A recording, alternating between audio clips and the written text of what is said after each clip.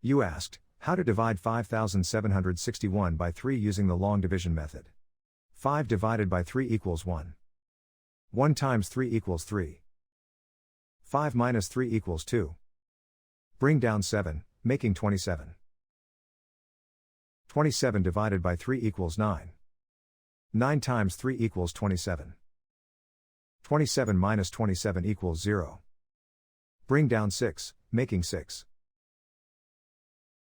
6 divided by 3 equals 2. 2 times 3 equals 6.